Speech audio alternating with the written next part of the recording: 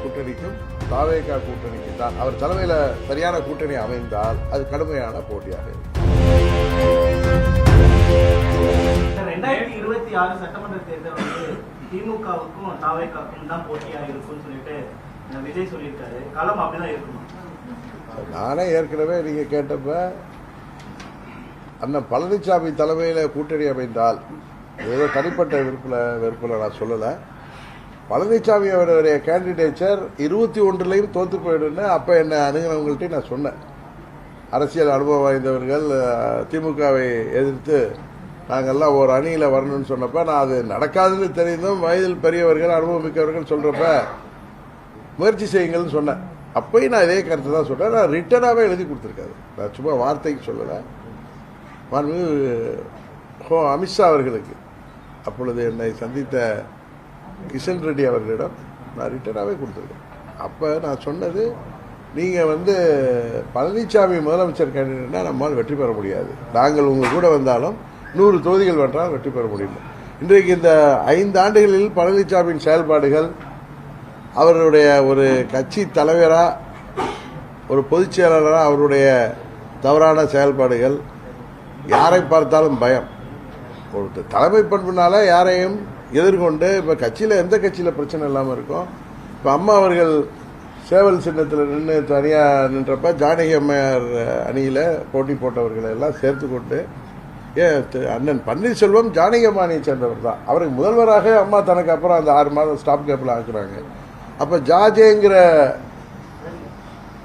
எண்ணம்லாம் இல்லாமல் 91 தேர்தலில் எல்லாருக்கும் வேட்பாளர் இருக்குது. ஆரம் வீரப்பண்ணனையே கூப்பிட்டு அவருக்கே இணை பொதுச் செயலாளர் பதவியெல்லாம் கொடுத்தாங்க.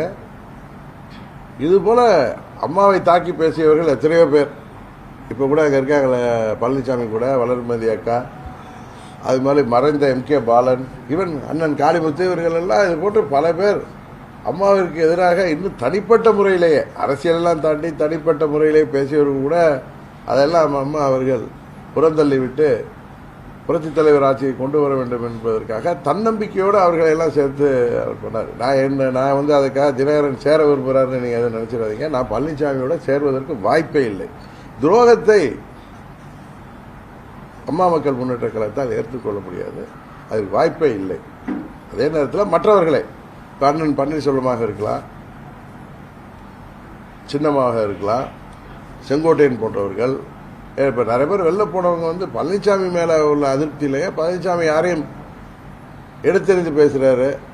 அண்ணன் பன்னீர்செல்வத்தை காலம் கடந்து விட்டதுங்கிறாரு, துரோகம் செய்தாருன்னாரு. யார் துரோகம் செய்தாருங்கிறது உலகத்துக்கே தெரியும்.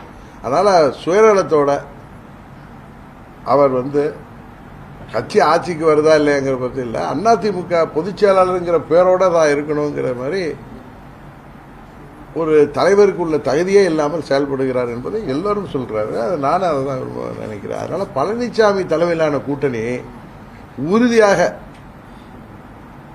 இந்த காலகட்டத்தில், அதுவும் திரு விஜய் அவர்களுடைய அரசியல் பிரவேசத்துக்கு பிறகு 3வது இடத்துக்கு தான் செல்லும். இந்த போட்டி நானே சொன்னேன், அது திமுக கூட்டணிக்கும் தாவேகா கூட்டணிக்கு தான் இருக்கும். அது புதிய கட்சி, இவர் போய் அவர் கூட போகிறதுக்காக நான் கூட போகிறேன் இல்லைங்கிறதெல்லாம் நான் முடிவு செய்யவே இல்லை. நான் யதார்த்தமாக ஒரு குடிமகனாக பார்த்து நீங்கள் கேள்வி கேட்கறதுனால நான் பதில் சொல்கிறேன். அது திமுக கூட்டணிக்கும் தாவேகா கூட்டணிக்கு தான் அவர் தலைமையில் சரியான கூட்டணி அமைந்தால் அது கடுமையான போட்டியாக இருக்கும்.